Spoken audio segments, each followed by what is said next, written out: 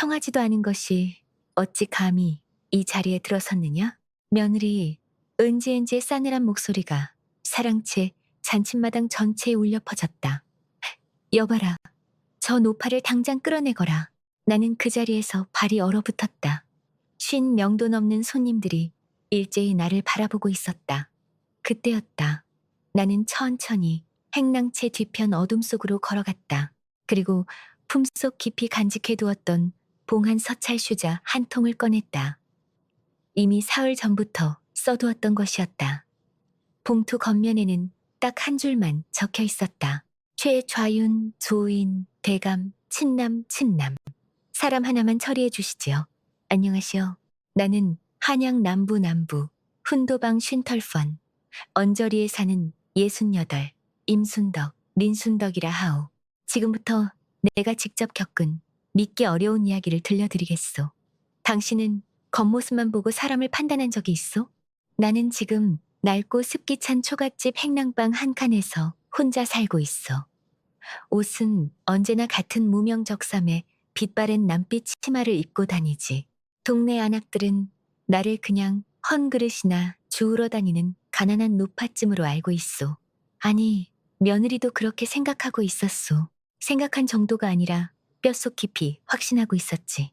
하지만 내 과거를 아는 사람은 아무도 없었어. 35년 전 나는 한양 운종가 원총재를 주름잡던 한별 포목방 헌배 부무뻥의 공동 창업주였어.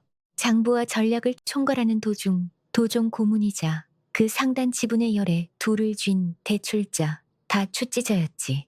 그 시절 내 말 한마디에 수백 명 장사치의 운명이 바뀌었고 내 결정 하나에 수만 양이 움직였소. 그런 내가 어찌 이토록 초라한 행색으로 살게 되었겠소? 바로 아들 때문이었어. 남편을 일찍 여의고 홀로 아들을 키우면서 나는 선택을 해야 했지. 상단 일과 아들, 둘 중 하나를 나는 아들을 택했어. 화려한 자리에서 물러나 오직 아들만 바라보며 살았던 것이오. 그렇게 30년이 흘렀고 내 아들 민수민서는 어느덧 38이 되었소. 5해 전 민수가 혼례를 올린다 했을 때 나는 정말 기뻤소. 며느리 은지는 첫인상부터 야무져 보였지. 한양 남촌의 터를 잡은 부호 김참봉, 진참펑의 딸로 친정아비의 줄덕에 민수가 군기시 군치스, 조달 서리수리 자리를 얻었다는 소문이 돌 만큼 집안이 든든한 처자였소. 아이러니하게도 내가 오래전부터 포목거래를 이어오던 바로 그 집안이었지만 나는 아무 말도 하지 않았소. 혼례날 은지는 내게 공손히 큰 절을 올렸소. 어머님, 정성껏 받들겠습니다. 그 말을 믿었던 내가 정말 어리석었소. 오늘은 내가 며느리에게 당한 끔찍한 일들과 내가 어떻게 그 대가를 치르게 했는지 그 이야기를 들려드리겠소. 혼례 초기만 해도 은지는 착한 며느리였소. 열흘에 한 번쯤은 내가 사는 행랑방을 찾아와 안부를 물었고 동지동지와 정초정추에는 함께 음식도 만들었지. 그때만 해도 나는 행복했소. 내 아들이 좋은 사람을 만났구나. 이제 내 역할은 끝났구나 하고 생각했소. 하지만 그 평화는 꼭 1년 만에 깨졌소. 며느리에게 태기 타이가 있는 것이요. 처음엔 기뻤소. 드디어 손주를 보는구나, 할미가 되는구나 싶었지. 그런데 그때부터였소. 며느리의 태도가 조금씩 변하기 시작한 게 어느 날 저녁 며느리가 몸이 불편하다는 소문을 들은 나는 나물 반찬과 미음 미을 보자기에 싸들고 아들네 집으로 갔소. 삽작 살인문을 두드렸지. 누구요? 담 너머로 며느리의 목소리가 들렸소. 나야, 은지야, 어민이라. 그런데 이상했소. 한참을 기다려도 문이 열리지 않았소. 어머님, 오늘은 몸이 좀 편치 않아서요. 다음에 오십시오. 그래도 얼굴이라도 보고 가려무나. 민수 서방이 다 챙기고 있어요. 저 너머로 발소리가 멀어졌소. 나는 삽작 앞에 한참을 서 있었소. 혹시 내가 잘못 들은 것인가? 며느리가 정말 몸이 안 좋은 것인가? 하는 생각에 그냥 돌아섰지. 집으로 돌아오는 길, 아들이 심부름꾼 편으로 쪽지를 보내왔소. 어머니, 앞으로는 오시기 전에 먼저 기별을 넣어주십시오. 은지가 몹시 놀랐습니다. 가슴이 철렁 내려앉았소. 내가 뭘 잘못한 것인가? 며느리를 도우려 한 것이 실수였던가? 그날 밤 나는 잠을 이루지 못했소. 이튿날 아침 나는 심부름꾼을 아들에게 보냈소. 민수야, 어미가 어제 잘못한 게 있더냐? 돌아온 답이 짧았지. 아니요, 어머니. 그냥 은지가 요즘 예민해서 그래요. 태중 타이종이라. 그래도 며느리 몸조리를 도와주고 싶은데 어머니, 은지가 자기 친정어미한테 도움을 받겠답니다. 어머니는 그냥 편히 쉬십시오. 나는 무언가 이상함을 느꼈지만 그냥 태중이라 예민한 거겠거니 하고 넘겼소. 그것이 내 실수였소. 2달 후 며느리가 해산 재산을 했소. 그런데 나는 그 사실을 사흘이 지나서야 알게 되었소. 아들이 보낸 짧은 쪽지 한 줄이 전부였지. 어머니, 은지가 옥동자를 낳았습니다. 나는 그 쪽지를 받고 눈물을 흘렸소. 손주가 태어났다는 기쁨보다 사흘이나 지나서야 알게 됐다는 서러움이 더 컸지. 나는 바로 아들네 집으로 달려갔소. 삽작 앞에서 아들을 불렀지. 민수야, 어미다. 나왔느냐? 담 너머에서 아들의 목소리가 당황한 듯 들렸소. 어머니, 지금 오신 거예요? 그래, 손주 얼굴 보러 왔지. 어머니, 지금은 안 됩니다. 은지가 아직 상기싸니가 남아있어 사람 만나기 힘들답니다. 나는 사람이 아니라 시험이잖느냐. 내 목소리가 커졌소. 담 너머 이웃집에서 누군가 엿보는 기척이 났지. 어머니, 목소리 좀 낮추십시오.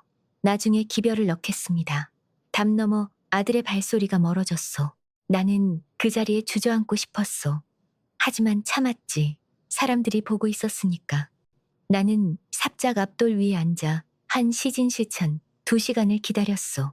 혹시 아들이 다시 나올까 싶어서. 하지만 문은 끝내 열리지 않았소. 결국 그날 손주 얼굴도 보지 못하고 집으로 돌아왔소. 열흘 후 아들이 집으로 찾아왔소. 혼자였지. 어머니, 죄송합니다. 그때는 은지가 정말 몸이 안 좋아서. 괜찮다. 며느리 건강이 제일 중요하지. 나는 억지로 웃으며 대답했소. 손주 얼굴이라도 볼 수 있겠느냐. 아들이 품속에서 화원년에게 그려달라 했다는 작은 그림 한 장을 꺼냈소. 작고 붉은 얼굴에 갓난아기 그림이었지. 내 손주였소. 눈물이 났소. 이름은 무엇으로 지었느냐. 준호쭈넘입니다. 박준호. 준호. 좋은 이름이구나.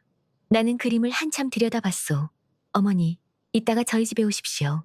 은지가 괜찮다고 했습니다. 정말? 네. 오시 무렵 오십시오. 아들이 가고 나서 나는 부랴부랴 준비를 했소. 손주 선물로 금반지를 챙겼고 며느리를 위한 보양식 재료도 샀지. 조금 일찍 아들 집 삽작 앞에 도착해 두드렸어. 문이 열렸지. 어서 오십시오, 어머님. 며느리가 아기를 안고 서 있었소. 그런데 뭔가 이상했지. 며느리의 얼굴에 미소가 없었소. 어머, 우리 준호 정말 예쁘구나. 나는 손을 내밀어 아기를 안아보려 했소. 그런데 며느리가 살짝 몸을 뒤로 뺐지. 어머님, 아직 애가 약해서요. 손 먼저 씻고 오시지요. 아, 그래. 미안하구나. 나는 뒷뜰 물두멍에서 손을 깨끗이 씻었소. 안채로 돌아왔을 때 며느리는 아기를 이불 위에 눕혀놓고 있었지. 은지야, 내가 안아봐도 되겠느냐. 어머님, 애가 지금 막 잠들었어요. 깨우면 안 됩니다. 며느리의 목소리가 차가웠소. 나는 그냥 멀리서 손주를 바라볼 수밖에 없었지. 내가 보양식 재료 좀 사왔는데 삼계탕을 끓여줄까? 괜찮아요. 저희 친정어미가 이미 해주셨어요. 그럼 내가 솥이라도 씻어줄까? 아니에요. 어머님은 그냥 앉아 계세요. 며느리는 내 모든 제안을 거절했어. 나는 한 시간 정도 있다가 집으로 돌아왔지. 손주를 한 번도 안아보지 못한 채로. 그날 밤 나는 깨달았소. 며느리가 나를 원하지 않는다는 것을. 하지만 아직은 참을 수 있었소. 시간이 지나면 나아지겠지. 며느리도 적응하면 괜찮아지겠지 생각했으니까. 그런데 그건 내 착각이었소. 상황은 나아지지 않았소. 오히려 점점 더 나빠졌지. 준호가 100일이 되던 날이었소. 아들한테서 심부름꾼 편에 기별이 왔지. 어머니, 이번 주 보름날 준호 100일 잔치를 합니다. 어머, 정말? 어디서 하느냐? 남촌 홍주부댁 사랑채를 빌렸습니다. 그래, 어미가 일찍 가서 도와줄게. 아, 어머니는 그냥 오십시오. 다 준비되어 있어요. 기별을 받고 나서 나는 기뻤소.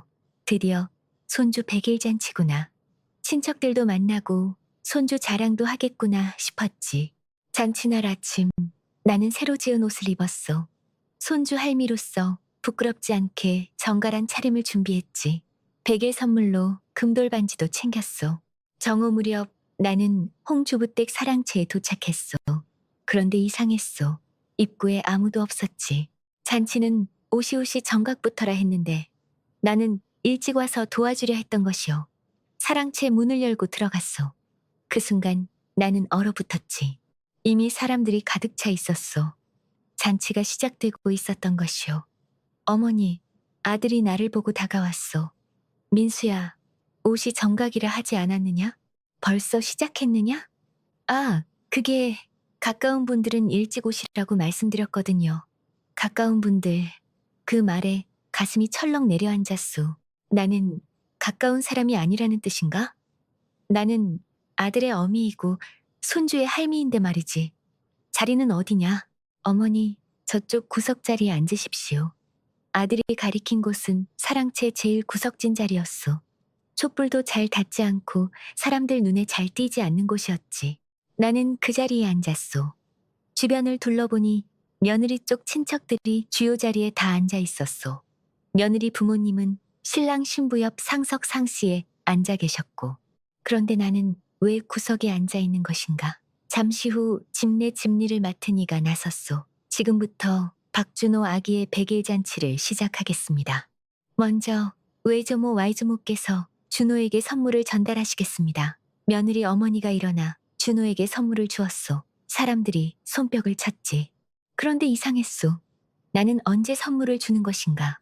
잔치가 끝날 때까지 내 순서는 오지 않았소. 아니, 내 존재 자체가 언급되지 않았지. 잔치가 끝나고 사람들이 빠져나갈 때 나는 며느리에게 다가갔소. 은지야, 준호에게 줄 선물이 있는데. 아, 어머님, 그냥 나중에 주십시오. 지금 바빠서요. 며느리는 나를 제대로 쳐다보지도 않고 다른 손님들에게 인사하러 갔지. 나는 그 자리에 서서 손에 든 금돌 반지를 내려다봤소. 누가 봐도 외로운 할미였지. 그때였소.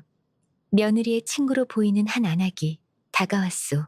실례지만 신랑 쪽 친척이신가요? 네, 저는 준호 할미입니다. 아, 할머니시군요. 그런데 왜 구석에 혼자 계세요? 안악의 말투에 동정이 섞여 있었소.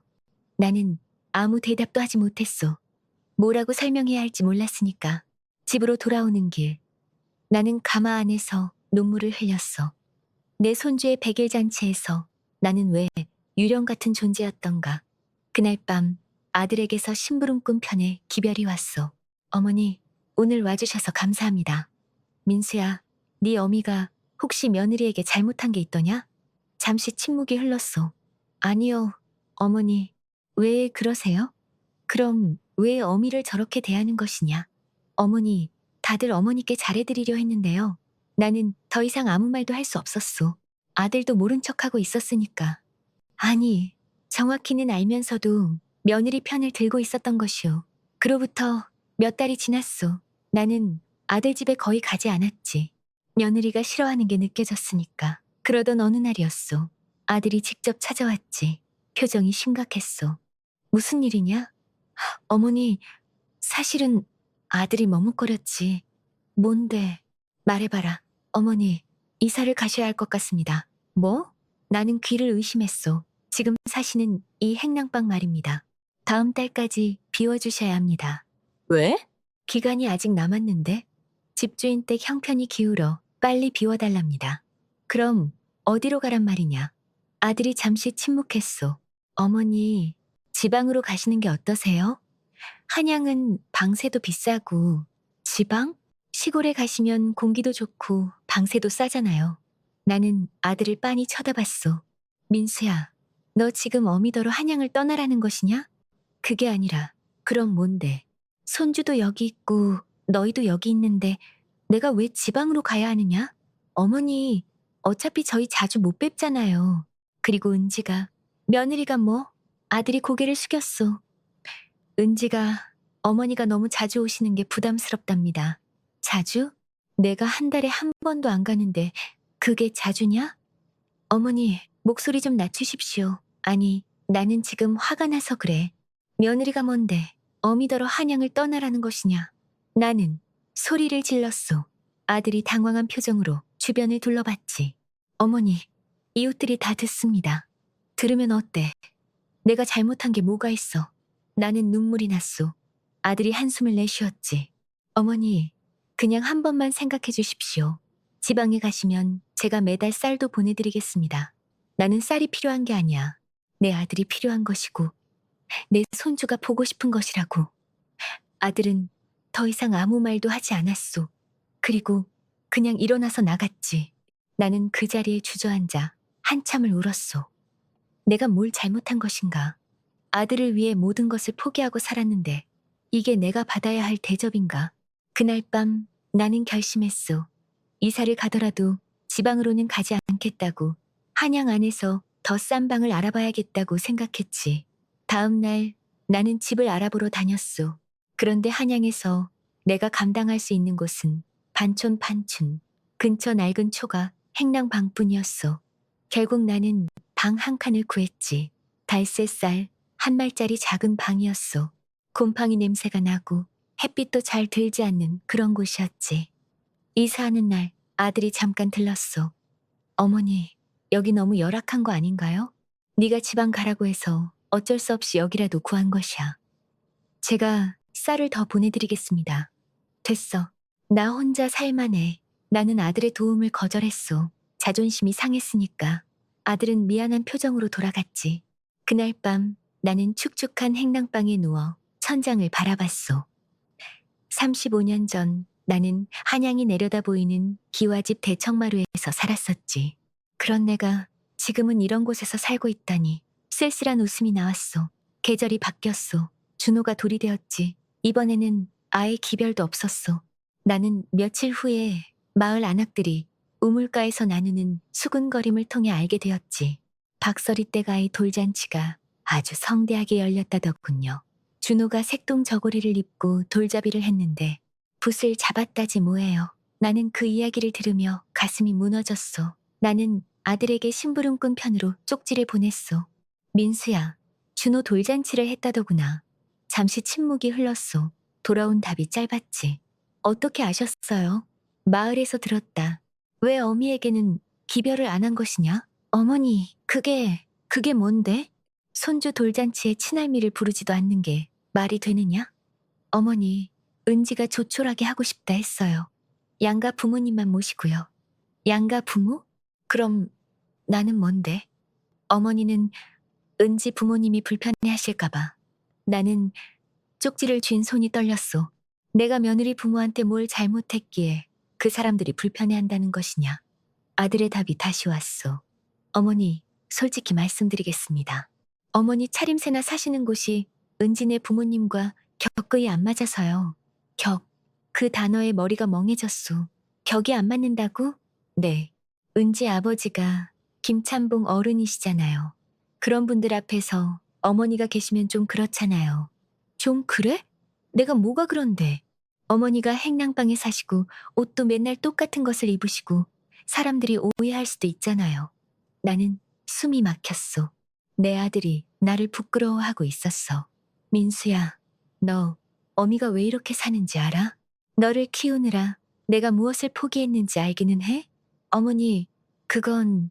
아니, 너는 모를 것이야. 너는 한 번도 궁금해하지 않았잖아.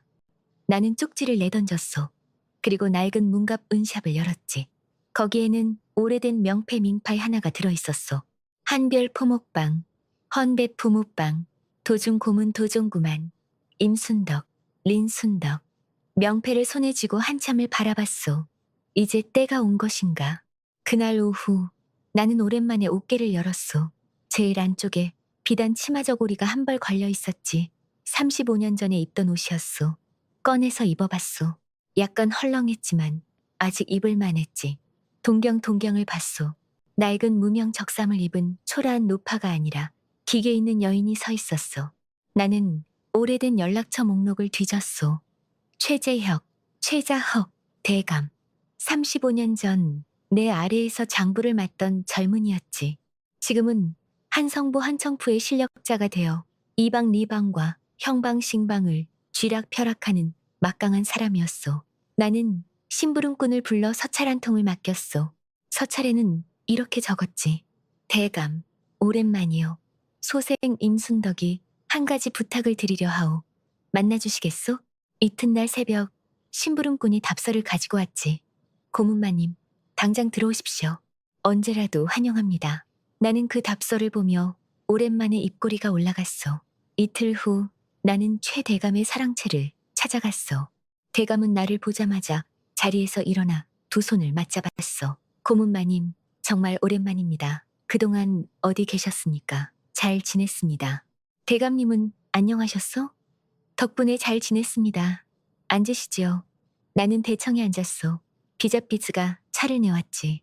마님, 어떤 부탁이십니까? 한별 포목방에 박민수, 박민서라는 서리가 있을 것입니다. 군기시 꾼치스 쪽 조달 업무를 맡고 있을 거요. 확인해 보겠습니다. 최 대감이 곁에 선 청직탱질에게 눈짓을 했소. 잠시 후 청직이 돌아왔지. 네, 있습니다. 군기시 조달 담당 서리 박민수. 처갓집 김참봉의 음덕으로 자리를 얻었다고 기록되어 있습니다. 그 사람 근무 기록을 좀 볼 수 있겠어? 물론입니다. 지금 바로 가져오겠습니다. 잠시 후 서류 뭉치가 왔소. 펼쳐보니 박민수의 근무 기록이 다 나와 있었지. 흥미로운 내용들이 눈에 들어왔소. 지난 3년간 조달 실적이 형편없었고 동료 서리들의 평판도 낮았지. 그런데도 최근 군기시 주부주부 승차차 대상자 명단에 올라 있었어. 나는 다시 최 대감을 바라봤소. 대감, 이 사람 승차 예정이더군요. 아, 네. 다음 달에 주부로 오를 예정입니다. 그건 좀 보류해 주시겠어? 보류요? 네, 제가 직접 확인하고 싶은 것이 있어서요. 알겠습니다. 마님 말씀이시니 그렇게 하겠습니다. 그리고 하나만 더 부탁드리겠소. 말씀하십시오. 다음 달 보름, 이 사람 승차 축하연이 있다고 들었습니다. 제가 그 자리에 잠깐 가도 되겠소? 물론입니다. 제가 자리를 준비해드리겠습니다. 아니요, 조용히 가고 싶습니다. 아무도 모르게요. 알겠습니다. 대감댁을 나서며 나는 처음으로 한양 도성안을 당당하게 걸었소. 보슬비가 내리고 있었지. 35년 만에 다시 움직이는 것이오. 며느리는 아직 모르겠지. 자신이 누구를 건드렸는지. 열흘이 지났소. 그 사이 나는 철저하게 준비했지. 35년 동안 잊고 살았던 내 본래 모습을 되찾는 시간이었소. 먼저 네로라 하는 침방쯤 번 노파에게 찾아가 고급 비단 치마 저고리를 새로 지어 입었지. 고급스럽지만 튀지 않는 품위 있는 옥색 유서으로 백발도 단정하게 쪽을 찌고 산호산호 비녀를 꽂았소. 동경을 보니 35년 전 그 임순덕이 돌아와 있었지. 보름날 저녁 박민수의 승차 축하연이 열리는 남촌 기와집 사랑채 앞에 도착했소. 등불 너머로 화려하게 차려입은 사람들이 보였지. 나는 한참을 담 밖에서 지켜봤소. 며느리 은지가 웃으며 사람들과 이야기하는 모습이 보였지. 아들도 옆에 서 있었소. 내 아들이 며느리를 자랑스럽게 바라보고 있었지. 가슴이 아팠소. 저런 눈빛을 나는 한 번도 받아본 적이 없었으니까 심호흡을 하고 사랑채 안으로 들어갔소. 입구에서 집 아나인이 다가왔지. 어디서 오셨습니까? 박민수, 설이 승차 축하연에 왔습니다. 아, 네. 이쪽으로 오십시오. 하인의 안내를 받아 잔치방으로 들어갔소. 10명 정도 되는 사람들이 술잔을 들고 담소를 나누고 있었지. 나는 제일 구석자리로 갔소. 아직 아무도 나를 알아보지 못했지. 비단 치마 저고리를 입고 단정하게 꾸민 내 모습은 평소와 너무 달랐으니까 며느리가 나섰소. 안녕하십시오, 여러분. 오늘 이렇게 제 남편의 승차를 축하해주러 와주셔서 정말 감사합니다. 사람들이 손뼉을 쳤지. 우리 민수 서방이 주부 자리에 오르게 된 것은 제 아버지의 음덕음덕도 있지만 무엇보다 본인이 성실히 일한 덕분입니다. 또 손뼉이 터졌소. 이 자리를 빌려 남편에게도 감사 인사를 전하고 싶어요. 민수 서방, 항상 응원해줘서 고마워요. 며느리가 아들을 바라보며 미소 짓자 아들도 행복한 표정으로 손뼉을 쳤소. 나는 그 모습을 조용히 지켜봤지. 며느리 친구들이 옆에서 수군거리는 소리가 들렸어. 은지가 진짜 대단하다. 아이도 낳고 남편 승차도 이뤄내고. 그러게. 근데 시어머니는 안 보이네? 아, 시어머니? 지난번에 봤는데 좀 그렇더라. 어떻게? 되게 초라하게 입고 다니시던데. 행랑방에 산다던데.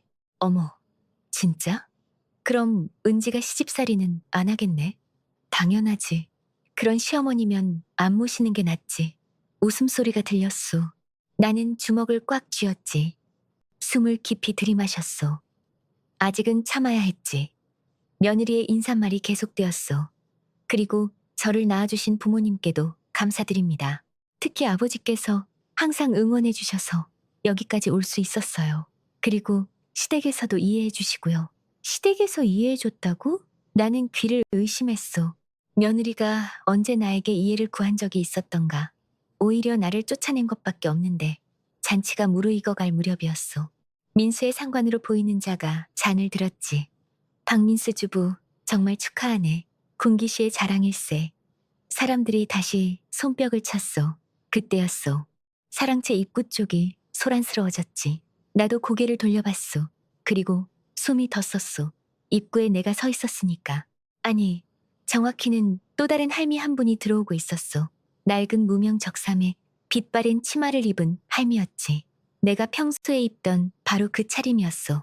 누군가 나를 흉내낸 것인가? 아니었소. 그 할미는 내가 아니었지. 하지만 며느리는 그렇게 생각하지 않았소. 어머님, 며느리의 얼굴이 하얗게 질렸소. 그 할미가 잔치방 안으로 걸어 들어왔지. 은지야, 나야. 축하한다고 왔어. 그런데 이상했소. 그 목소리는 내 목소리가 아니었지. 며느리가 황급히 달려갔소. 어머님, 여기 왜 오셨어요? 내 며느리 남편 승차잔치라는데 시어미가 와서 축하해주면 안 되느냐? 아니, 그게 아니라 청하지도 않았잖아요. 며느리의 목소리가 커졌소. 잔치방이 조용해졌지. 모든 사람들의 시선이 며느리와 그 할미에게 쏠렸소. 청하지 않았다고? 나는 네 시어미인데 청이 필요하냐? 어머님, 제발요. 여기 남편 상관 어른들 다 계세요. 그래서 네가 부끄럽냐? 할미가 큰 소리로 말했소. 며느리의 얼굴이 붉어졌지. 어머님, 나가주세요. 제발요. 왜? 내가 초라해서, 내가 가난해서, 네가 창피해서. 잔치방에 공기가 얼어붙었소. 아들이 황급히 달려왔지. 어머니, 집에 가십시오. 제발요. 그때 나는 깨달았소. 아들이 그 할미를 나라고 착각하고 있다는 것을. 며느리도 마찬가지였지. 어두운 촛불 아래라 제대로 보지 못한 것이었소. 며느리가 소리쳤소. 청하지도 않은 것이 어찌 감히 이 자리에 들어섰느냐. 그 순간 사랑채 문이 다시 열렸지. 검은 두루마기를 입은 장정 몇 명이 들어왔소. 최 대감이 보낸 집사 첩시들이었지. 실례하겠습니다. 집사가 그 할미에게 다가갔소. 어르신, 어디서 오셨습니까? 할미가 당황한 표정으로 페페를 꺼냈지. 집사가 확인하더니 고개를 끄덕였어. 이분은 박민수 서리댁 시어머니가 아닙니다. 인근 마을 노파로 공짜 음식을 얻어드시려 들어오신 것으로 보입니다. 며느리가 놀란 표정으로 물었지. 뭐? 할미가 황급히 빠져나갔소. 집사들이 그 할미를 데리고 나갔지. 잔치방이 웅성거렸소. 며느리는 안도의 한숨을 쉬었지. 휴, 다행이다. 시어머니가 아니었네. 그 말에 주변 사람들이 웃었소. 은지야, 시어머니가 저런 차림으로 오면 어쩔 뻔했어. 진짜 다행이다. 어른들 앞에서 망신당할 뻔했잖아. 며느리가 웃으며 대답했지. 맞아요. 우리 시어머니는 진짜 저렇게 입고 다니거든요. 만약 진짜였으면 정말 창피했을 거예요. 사람들이 키득거렸소. 나는 그 모습을 지켜보며 천천히 일어섰소. 이제 때가 왔지. 나는 조용히 잔치방 중앙으로 걸어갔소. 사람들이 나를 힐끗힐끗 쳐다봤지. 하지만 아무도 말을 걸지 않았소. 며느리는 여전히 친구들과 웃으며 이야기하고 있었지. 그나저나 오늘 정말 놀랐다. 설마 시어머니가 잔치에 올 줄이야. 근데 은지야, 시어머니는 진짜 안 오는 거야? 당연하죠. 청하지도 않았는걸요. 그래도 시어머니인데 좀 그런 거 아니야? 며느리가 고개를 저었소. 아니에요. 우리 시어머니는 이런 자리에 안 어울려요. 솔직히 행랑방에 사시는 분이 이런 기와집 잔치에 오시면 좀 그렇잖아요. 나는 그들에게서 몇 발자국 떨어진 곳에 서서 듣고 있었소. 가슴이 뜨거워졌지. 분노가 치밀어 올랐소.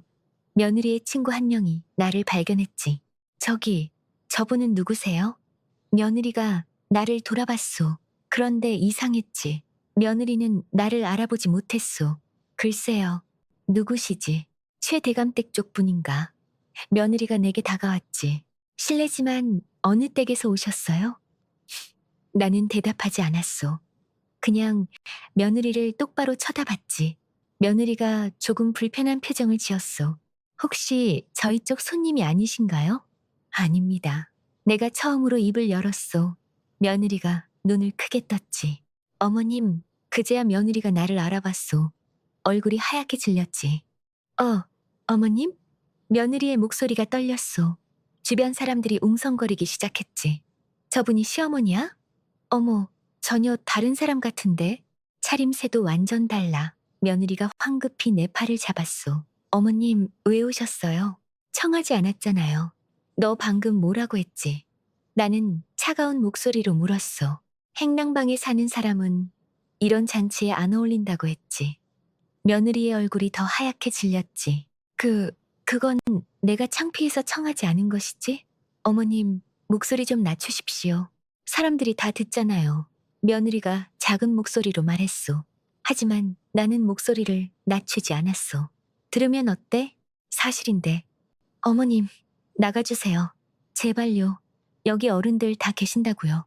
그래서 내 시어미가 오면 안 된다는 것이냐. 어머님은 청을 받지 않으셨어요. 왜 멋대로 오셨어요? 며느리가 소리쳤어. 잔치방이 완전히 조용해졌지. 10명의 시선이 모두 우리를 향했어.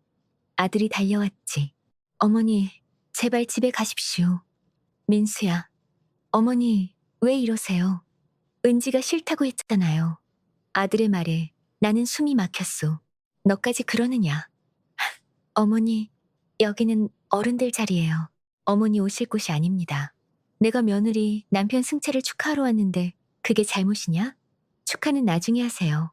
왜 꼭 이런 자리에 와서 망신을 시키십니까? 망신. 그 단어가 가슴에 비수처럼 꽂혔소. 내 아들이 나를 망신이라고 표현하다니. 며느리가 집안 하인을 불렀소. 여봐라. 저기 이상한 노파 좀 내보내거라. 하인이 다가왔지. 어르신, 나가주셔야겠습니다. 하인이 내 팔을 잡으려 했소.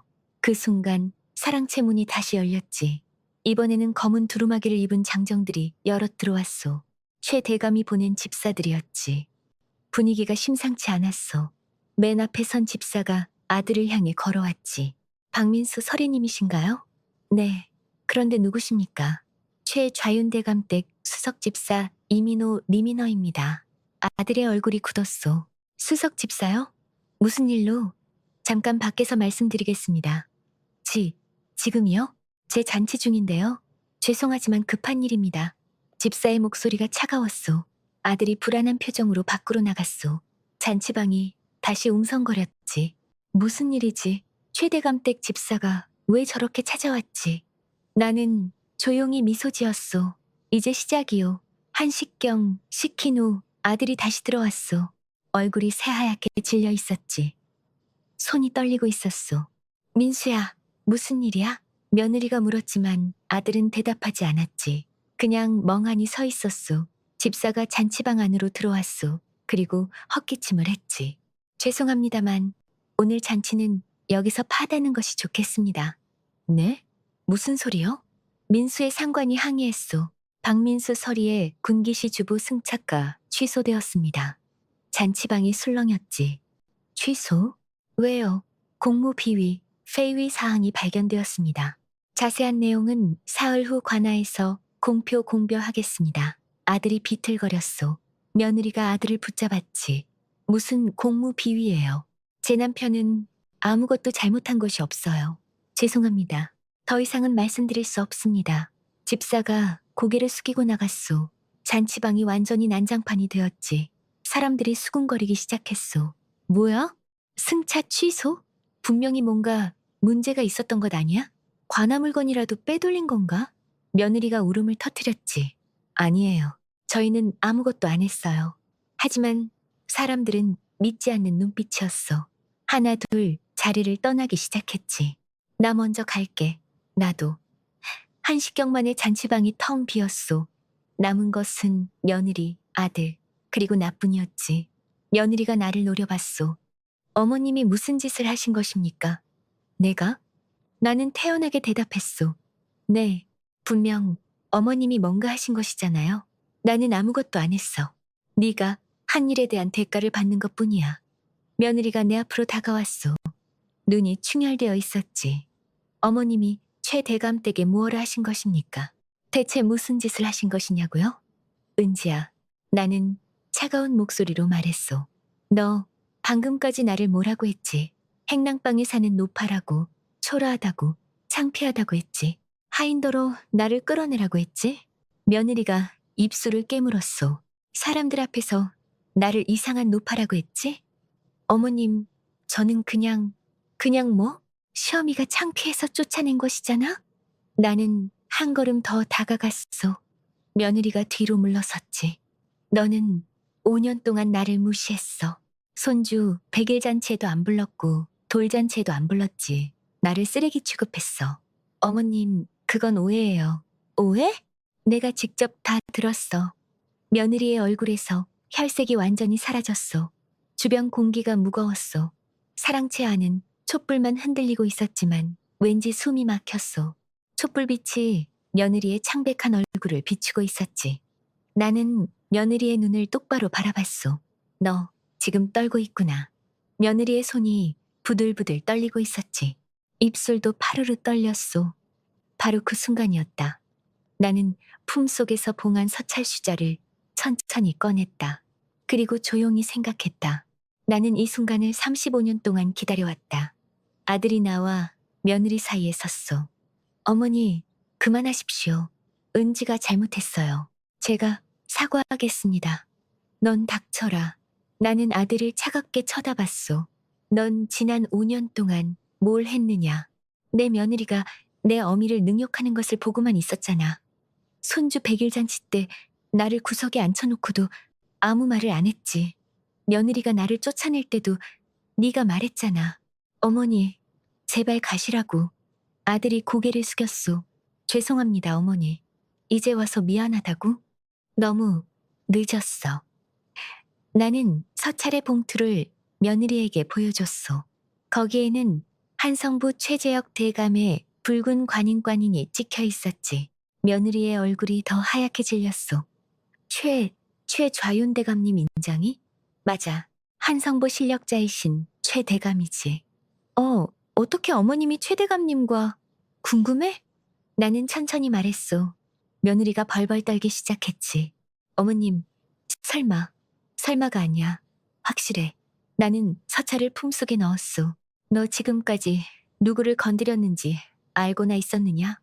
며느리가 주저앉았소. 바닥에 털썩 주저앉아 고개를 떨구었지. 어머님이 대체 누구십니까? 나는 잠시 침묵했소. 사랑채 안이 너무나 조용했지. 멀리 부엌 쪽에서 솥 닦는 소리만 들렸소. 아들도 며느리도 숨죽이며 나를 바라봤지. 나는 35년 전 한별 포목방을 만든 사람 중 하나야. 도중 고문도중 구먼이었어. 그리고 지금도 한양과 경기 일대 전답 댄구, 수십 결과, 기와집 여러 채를 쥐고 있지. 거짓말? 사흘 후 관아에 나가보면 알게 될 것이야. 네가 어떤 사람을 건드렸는지. 며느리가 온몸을 부들부들 떨었소. 아들도 충격받은 표정으로 나를 바라봤지. 어머니, 그게 정말이에요? 그래. 나는 너를 키우기 위해 그 자리를 포기했어. 너 하나만 보고 살았지. 나는 아들을 돌아봤어. 그런데 너는 나에게 뭘 해줬느냐? 며느리가 나를 학대할 때 뭘 했어? 아들이 대답하지 못했어. 나는 며느리를 내려다봤어. 너는 5년 동안 나를 무시했어. 행랑방에 사는 무능한 노파라고 생각했지. 헌 그릇이나 줍고 다니는 사람이라고 무시했어. 며느리가 울먹이기 시작했지. 어머님, 죄송합니다. 이제 와서 미안하다고? 나는 차갑게 웃었어. 너무 늦었어. 나는 사랑채 창문 너머 도성의 밤하늘을 바라봤어. 달빛과 등불이 뒤섞여 반짝이고 있었지. 35년 전 나는 이런 풍경을 매일 봤었어. 운종가 포목방 사무체에서, 부호들의 사랑채에서, 상단 회의 자리에서. 그때의 나는 강했어. 누구도 나를 무시하지 못했지. 내 말 한마디에 수백 명 장사치의 운명이 바뀌었고 내 결정에 수만 양이 움직였어. 하지만 아들을 낳고 나서 모든 것이 바뀌었어. 남편을 일찍 여의고 혼자 아이를 키우면서 선택을 해야 했지. 나는 아들을 택했소. 가슴이 아팠소. 35년 동안 억눌러왔던 감정들이 한꺼번에 터져나오는 것 같았지. 분노, 서러움, 배신감, 외로움. 모든 감정이 뒤섞여 가슴을 짓눌렀소. 나는 눈을 감았지. 남편의 얼굴이 떠올랐소. 여보, 내가 잘한 것인가요? 남편이라면 무엇라 했을까? 아마 나를 안아주며 말했을 것이요. 당신이 최선을 다했어. 그걸로 충분해. 하지만 남편은 이미 이 세상 사람이 아니었어. 나는 혼자였지. 나는 결심했어. 이 가족과 완전히 선을 긋기로, 더 이상 이들에게 미련을 갖지 않기로, 내 남은 인생은 내가 원하는 대로 살기로. 나는 보자기에서 문서 봉투를 꺼냈소. 며느리가 고개를 들었지. 어머님, 제발요. 제발 뭐, 용서해달라고. 네, 제가 잘못했어요. 다시는 안 그럴게요. 나는 고개를 저었소. 늦었어. 어머님, 며느리가 내 치마를 붙잡았지. 제발요. 정말 잘못했어요. 한 번만 봐주세요. 손 떼거라. 어머님, 손 떼라고 했어. 나는 차갑게 말했소. 며느리가 손을 뗐지. 나는 최 대감에게 써두었던 두 번째 서찰을 심부름꾼 편에 보냈어. 내용은 이러했지.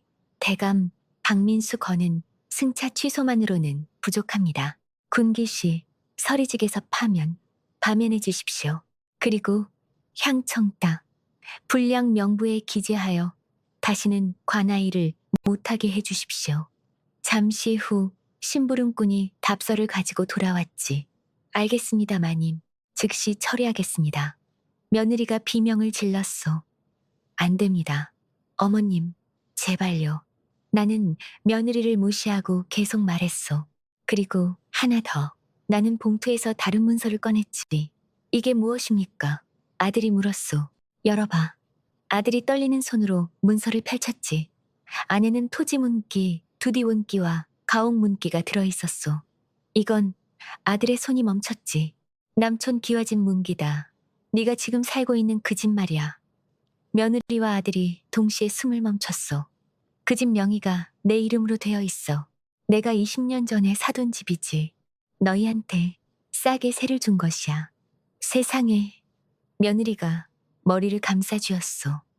아들도 충격받은 표정으로 제자리에 서 있었지. 어머니, 어머니가 그렇게 재산이 많으셨어요? 많지. 나는 한양의 기와집도 몇 채 가지고 있고 경기 일대 전답도 수십 결이야. 한별 포목방 지붕만 해도 지금 시가로 수만 양이 넘지. 아들이 비틀거렸어. 나는 가난한 노파가 아니었어. 너희가 그렇게 생각하고 싶어 했을 뿐이지. 나는 문서들을 탁자 위에 놓았소. 아들이 서류들을 하나하나 보더니 주저앉았지. 어머니, 이게 다 진짜예요? 그래, 다 진짜야. 며느리가 문서를 빼앗아 봤소. 그리고 울음을 터뜨렸지. 어머님, 왜 진작 말씀 안 하셨어요? 말했으면 내 태도가 달라졌겠어? 네, 그랬을 것입니다. 너는 내가 돈이 많다는 것을 알았다면 나를 잘 대해줬을 것이야. 하지만 그건 진짜가 아니잖아. 돈 때문에 잘해주는 것은 사랑이 아니야. 나는 있는 그대로의 나를 사랑해주는 가족을 원했어. 돈이 없어도 초라해 보여도 그냥 나를 받아들여주는 가족을. 나는 며느리를 똑바로 쳐다봤소. 하지만 너는 그러지 못했어. 너는 나를 인간 이하로 취급했지. 며느리가 고개를 떨구었소. 나는 아들을 향해 돌아섰지. 그리고 너는 더 나빠. 너는 내가 너를 위해 무엇을 포기했는지 알잖아. 그런데도 며느리 편만 들었어. 죄송합니다, 어머니. 이제 와서 미안하다고 해서 무엇이 달라지느냐. 나는 문서 봉투를 다시 집어들었소. 사흘 안에 너 서리직 파면된다. 그리고 석 달 안에 집에서 나가야 해. 어머님, 며느리가 소리쳤지. 그럼 저희는 어떡합니까? 준호는요? 그건 네가 알아서 해. 며느리가 히스테리를 부리기 시작했소. 어머님은 악한 사람이에요. 어떻게 이러실 수 있어요? 나는 며느리를 똑바로 쳐다봤지. 지난 5년 동안 누가 악했는지 생각해봐. 시어미를 쓰레기 취급하고 손주도 못 보게 막고 사람들 앞에서 망신 준 것이 누구야? 며느리가 대답하지 못했소. 너야말로 악했소. 나는 보자기에서 또 다른 문서를 꺼냈지. 그리고 하나 더 보여줄 것이 있어. 문서를 펼쳤소. 대서소 대슈소에서 정리한 증언 문서였지. 이건 무엇입니까? 우리 집 비비분이 페니의 진술서야. 지난달 네가 이웃 안악들과 나누던 말을 담 너머에서 엿들은 것을 관아 대서에게 받아 적게 한 것이지. 며느리의 얼굴이 창백해졌소. 나는 문서를 소리내어 읽었지. 주임마님께서 하신 말씀. 우리 시어머니? 그냥 쓸모없는 노파야. 행랑방에 살면서 맨날 우리한테 손 벌리고 며느리가 손으로 입을 막았소. 아들도 충격받은 표정이었지. 지은아, 네가 진짜 이런 말을 했어? 며느리가 고개를 떨구었소. 문서는 끝나지 않았소. 계속 읽었지. 솔직히 시어머니가 없었으면 좋겠어. 가난한 사람이 아이를 어떻게 돌봐. 차라리 시어머니가 일찍 돌아가시면 좋겠어. 그럼 우리도 편하고 서방도 물려받을 것이 있을 테고. 아들이 비틀거렸소. 지은아, 너 며느리가 울먹였지. 그건 그냥 화가 나서 한 말이에요. 나는 냉소를 지었소. 사람이 화가 나면 시어미가 죽으면 좋겠다는 말을 해? 저도 사람인데 실수할 수 있잖아요. 실수? 이게 실수야? 나는 문서를 며느리 얼굴 앞에 들이댔지. 넌 진심으로 내가 죽기를 바랐어. 인정해. 며느리가 아무 말도 하지 못했어. 아들이 며느리를 돌아봤소. 은지야, 네가 정말 그런 생각을 했어? 며느리가 고개를 숙였지. 미안해요. 누구에게 미안하다는 것이야. 나에게? 어머니에게. 아들의 목소리가 떨렸소. 둘 다요. 아들이 머리를 감싸쥐었지. 나는 문서를 봉투에 넣고 품속에 넣었어. 이제 알겠어? 며느리가 어떤 사람인지. 너는 이런 사람과 살고 있었어. 시어미가 죽기를 바라는 사람이랑. 아들이 며느리를 쳐다봤지. 눈빛에 배신감이 가득했어. 은지야, 나는 네가 그런 사람인 줄 몰랐어. 여보, 저는 진짜 그냥 뭐, 변명하지 마. 아들이 소리쳤소. 며느리가 울음을 터뜨렸지. 나는 그 모습을 지켜보다가 돌아섰소. 너희끼리 알아서 해. 나는 이제 상관없어. 사랑채를 걸어나가는데 뒤에서 소리가 들렸소. 어머님, 며느리의 부모님이 달려오고 있었지. 어머님, 잠깐만요. 며느리 어미가 숨을 헐떡이며 내 앞에 섰소. 무슨 일이십니까? 은지한테 들었습니다. 어머님이 최 대감과 아는 사이시고 큰 재산을 가지셨다고요. 그래서요? 제발 우리 딸 좀 살려주십시오. 며느리 어미가 무릎을 꿇었소. 며느리 아비도 따라서 무릎을 꿇었지. 일어나십시오. 안 일어납니다. 사돈께서 용서해 주실 때까지 안 일어나겠습니다. 두 분은 지난 5년 동안 며느리가 나에게 어떻게 했는지 아십니까? 며느리는 나를 쓰레기 취급했소. 손주도 못 보게 막고 쌀 한 줌 안 보내고 사람들 앞에서 망신을 줬지. 며느리 어미가 고개를 들었소. 그건 저희가 잘 몰랐습니다. 몰랐다고요? 정말 몰랐어요? 아니면 알면서도 못 본 척한 것 아닌가요? 솔직히 말씀하십시오. 두 분도 나를 무시했잖아요. 행랑방에 산다고, 초라하다고 속으로 무시하셨지요? 며느리 어미가 고개를 숙였소. 죄송합니다. 이제 와서 무릎 꿇어봤자 소용없어요. 나는 이미 결심했소. 며느리 아비가 소리쳤소. 제발입니다. 우리 딸 남편이 서리직에서 파면되면 어떡합니까? 그건 따님 내외가 자초한 일이오. 하지만 준호는요? 아이는 무슨 죄입니까? 준호는 내가 따로 챙기겠소. 준호 앞으로 곡식 창고 한 칸과 노복 한 명을 배정해 줄 것이오. 달마다 살림했을 쌀과 돈을 넣어줄 것이지.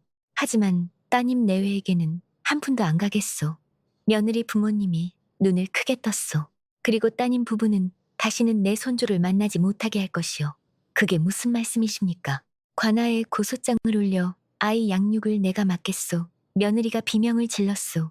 안 됩니다. 준호는 제 아들이에요. 내 아들? 너는 준호에게 제대로 된 어미였느냐? 당연하지요. 거짓말. 너는 준호보다 네 나들이가 더 중요했잖아. 이웃 노파가 준호가 맨날 혼자 집에서 운다고 내게 말해줬어. 네가 마을 잔치며 다닐 때 준호는 혼자였다고. 며느리가 할 말을 잃었소.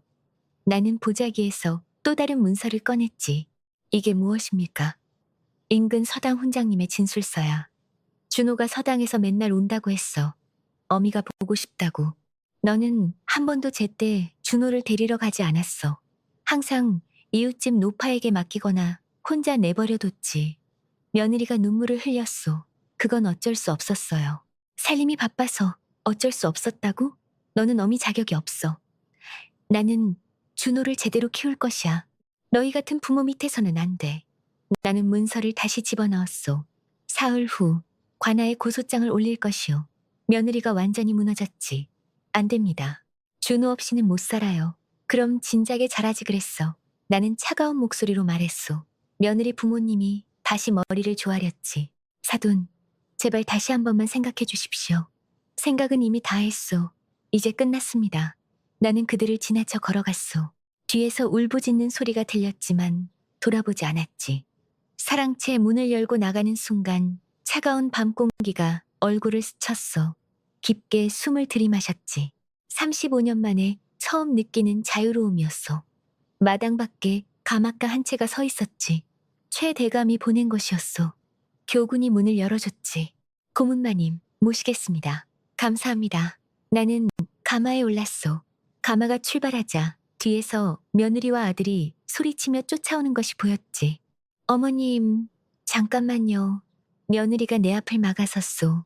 숨을 헐떡이고 있었지. 비키거라. 안 비키겠습니다. 어머님이 이러시면 저희는 어떡합니까? 서리직에서 파면되고 집에서도 쫓겨나면 저희는 길바닥에 나앉는다고요. 그게 나와 무슨 상관이야. 내 말에 며느리의 얼굴이 일그러졌소. 상관없으세요? 어머님이 저희를 이렇게 만드신 것이잖아요. 내가? 그래요. 어머님이 최 대감께 무어라 하셔서 저희가 일이 된 것이잖아요. 나는 황당해서 웃음이 나왔어. 네가 지금까지 나에게 한 짓은 생각 안 하고? 제가 뭘 어쨌는데요? 뭘 어쨌냐고. 내 목소리가 커졌소. 마당에 내 목소리가 울려 퍼졌지. 너는 5년 동안 나를 쓰레기 취급했어. 쌀 한 톨 안 보내고 손주도 못 보게 막고 사람들 앞에서 창피를 주고 하인을 불러 나를 쫓아내려 했잖아. 그런 네가 지금 나더러 인생을 망쳤다고? 며느리가 바닥에 주저앉아 울기 시작했어. 어머님, 저희 좀 살려주세요. 살려달라고? 너는 나를 죽이려고 했잖아. 죽이다니요?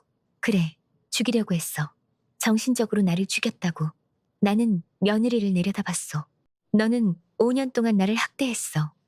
매일 나를 무시하고 모욕하고 쫓아냈어. 나는 매일 밤 울면서 죽고 싶다고 생각했다고. 며느리가 고개를 들었지. 눈이 퉁퉁 부어 있었어. 정말 그렇게까지 생각하셨어요? 그래, 나는 수십 번 죽고 싶었어. 이렇게 사느니 차라리 죽는 것이 낫겠다고 생각했지. 아들이 무릎을 꿇었소. 어머니, 정말 죄송합니다. 제가 잘못했어요. 이제 와서 무릎 꿇어봤자 소용없어. 나는 아들을 외면했지. 넌 더 이상 내 아들이 아니야. 어머니, 나에게 어머니라고 부르지 마. 나는 바닥에 쏟아진 물건들을 주워 담았소. 손이 떨렸지. 감정이 너무 격해져서 손을 제대로 가누지도 못했소. 며느리가 내 손을 붙잡았소. 어머님, 제발 한 번만 기회를 주세요. 나는 며느리의 손을 뿌리쳤지. 며느리가 뒤로 넘어졌소. 아들이 며느리를 부축했지. 나는 그 모습을 보며 마음이 아팠소. 하지만 이미 돌이킬 수 없었지.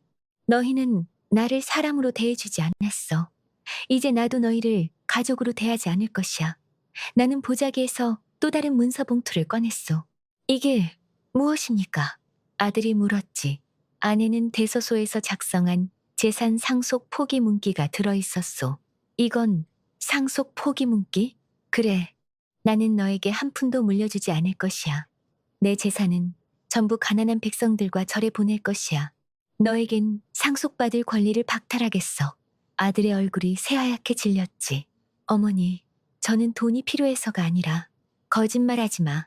너도 지금 돈 생각하고 있잖아. 아니에요. 그럼 이 문기에 지금 당장 수결 석회해봐. 나는 붓을 아들에게 건넸소. 아들이 붓을 받아들었지만 수결하지 못했지. 손이 떨려서 붓을 제대로 잡지도 못했소. 왜 수결 안 해? 돈이 필요 없다고 했잖아. 며느리가 끼어들었소. 어머님, 그래도 준호 생각은 안 하세요? 준호는 어머님 손주잖아요. 준호, 미래는 내가 직접 챙긴다고 했잖아. 어떡합니까? 저희는 아무 일도 못하고 집도 없어질 텐데요. 그럼 일을 찾아봐. 집도 새로 구하고. 향정 불량 명부에 올라서 저희는 어디서도 일자리를 못 얻는다고요. 그건 네 자업자득이야. 나는 보자기를 들고 마당 문을 향해 걸어갔소. 어머님, 제발요. 며느리가 뒤에서 소리쳤지만 나는 돌아보지 않았지. 마당 밖에 가마가 서 있었소.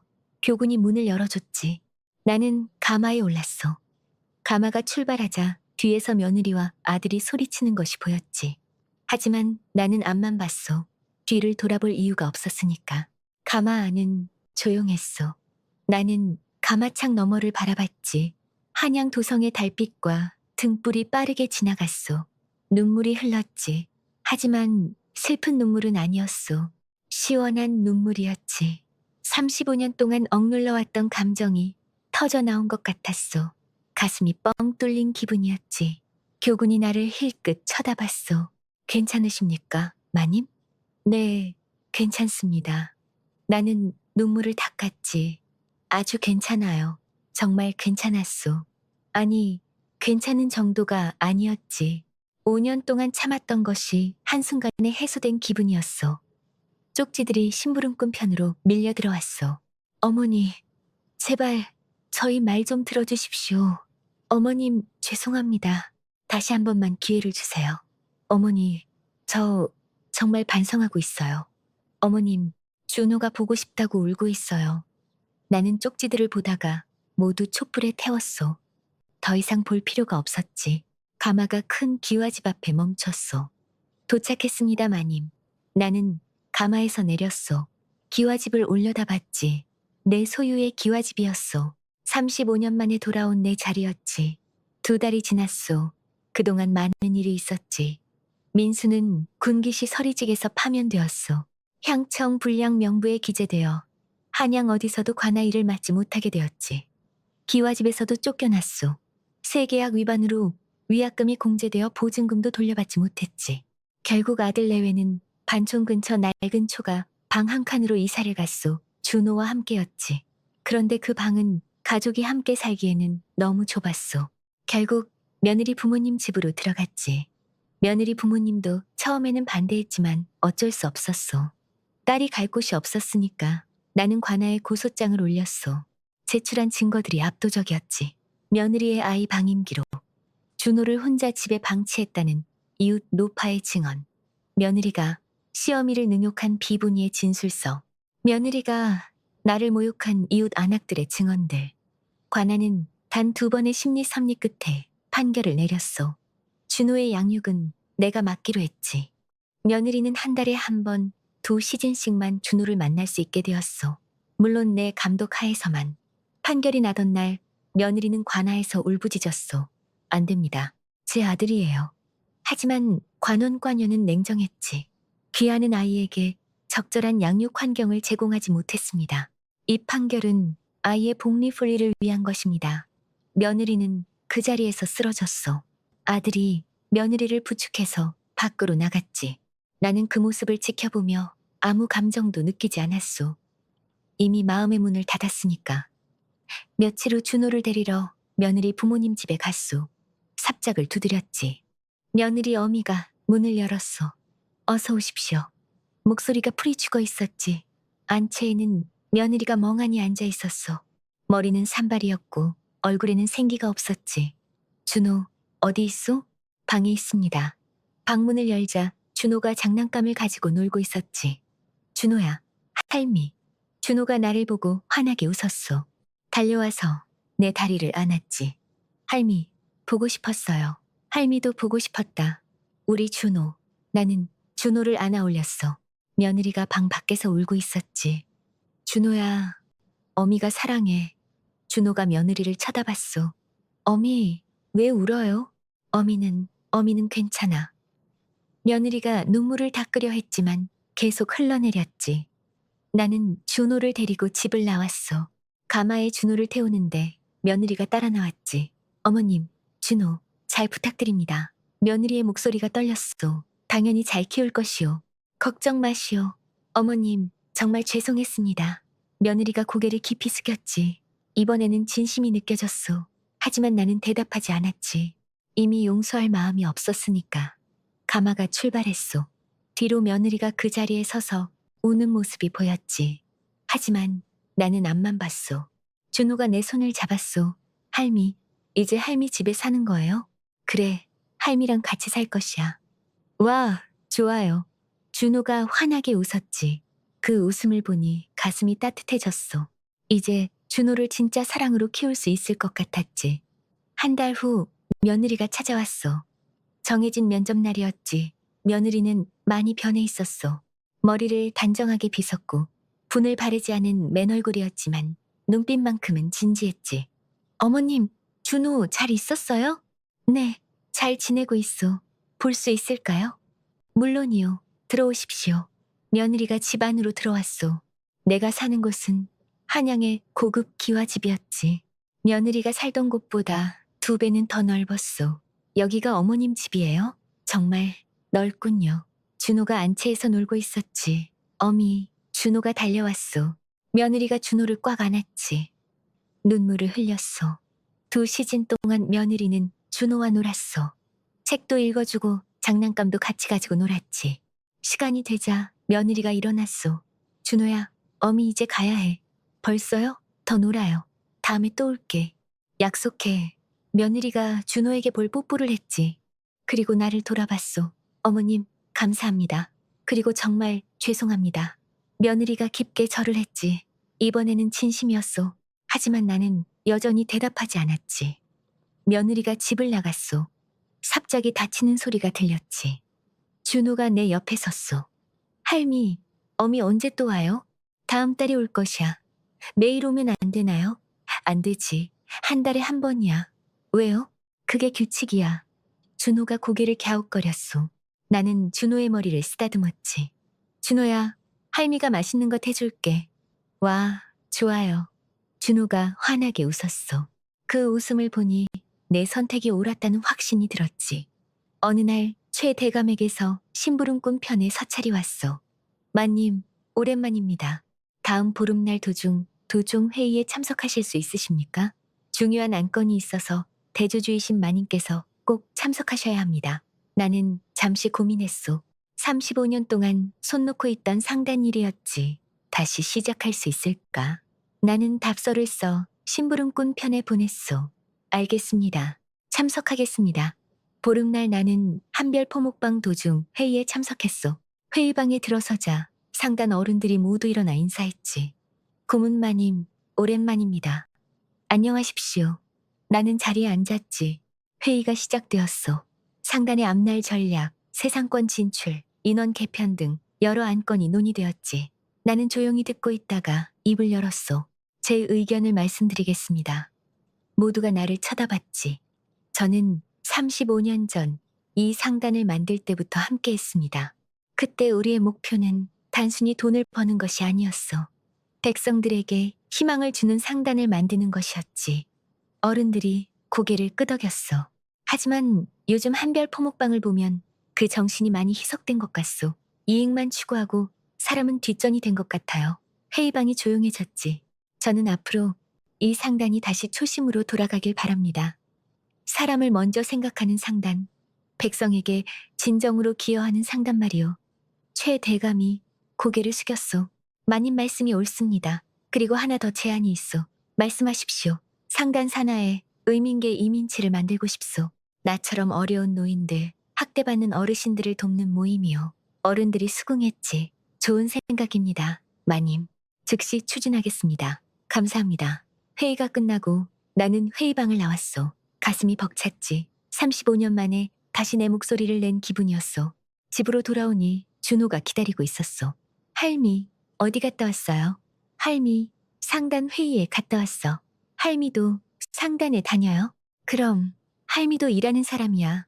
준호가 신기하다는 표정을 지었지. 할미, 저녁 무엇을 먹어요? 준호가 좋아하는 것을 해줄게. 뭐 먹고 싶어? 떡국이요. 그래, 떡국 끓여 먹자. 나는 준호와 함께 저녁을 먹었소. 행복한 시간이었지. 할미, 오늘 서당에서 천자문 챈즈문을 새로 배웠어요. 어머, 우리 준호 많이 배웠네. 훈장님이 칭찬했어요. 준호가 자랑스럽게 말했지. 나는 준호가 쓴 글씨를 사랑채 기둥에 붙여놨소. 행복한 일상이었지. 35년 만에 처음 느끼는 진짜 행복이었어. 그날 밤 나는 창밖을 바라봤소. 한양 도성의 달빛이 반짝이고 있었지. 35년 전 나는 아들을 위해 모든 것을 포기했어. 그리고 5년 전 며느리에게 학대를 받았지. 하지만 이제는 달랐어. 나는 내 인생을 되찾았지. 내 자리로 돌아왔어. 그리고 진짜 가족인 준호와 함께 새로운 삶을 시작했지. 아들과 며느리, 그들은 이제 내 인생에서 과거일 뿐이요. 나는 더 이상 그들을 위해 살지 않을 것이요. 나를 위해, 준호를 위해 살 것이요. 그것이 내가 선택한 새로운 시작이었어. 여러분은 어떻게 생각하시오? 내가 너무 냉정했을까요? 아들과 며느리를 용서해줬어야 했을까요? 솔직히 말하면 나도 처음에는 많이 고민했어. 그래도 내 아들인데, 내 며느리인데, 한 번쯤은 기회를 줘야 하는 것 아닌가 하고, 하지만 깨달았어. 진짜 가족이란 피가 아니라 마음으로 연결되는 것이라는 것을. 아들과 며느리는 나를 가족으로 대하지 않았어. 그냥 귀찮은 짐, 부끄러운 존재로만 봤지. 조선 잘 산, 땅 어디서나 어른을 공경하는 것은 하늘이 내린 도리인데 그런 사람들을 어찌 가족이라고 부를 수 있겠소? 나는 이제 준호와 함께 행복하오. 진짜 가족의 의미를 알게 되었지. 여러분들도 혹시 비슷한 경험이 있으신가요? 가족에게 무시당하거나 부당하게 대우받은 적이 있으신가요? 그럴 때 어떻게 하셨나요? 참으셨나요? 아니면 맞서 싸우셨나요? 댓글로 여러분의 이야기를 들려주십시오. 서로의 경험을 나누며 힘이 되어주면 좋겠소. 그리고 이 이야기가 여러분께 작은 용기가 되었으면 하우, 절대 참지 마십시오. 여러분도 존중받을 자격이 있는 소중한 사람이요. 누구도 여러분을 함부로 대해서는 안 돼요. 가족이라는 이름으로도요. 용기를 내십시오. 여러분의 인생은 여러분 것이요. 오늘 이야기가 여러분께 조금이나마 도움이 되었다면 좋아요와 구독 눌러주시고 댓글창에서 서로 응원해 주십시오. 그리고 이 이야기를 어느 고을에서 듣고 계신지도 댓글에 남겨주십시오. 여러분 모두 복 많이 받으시오.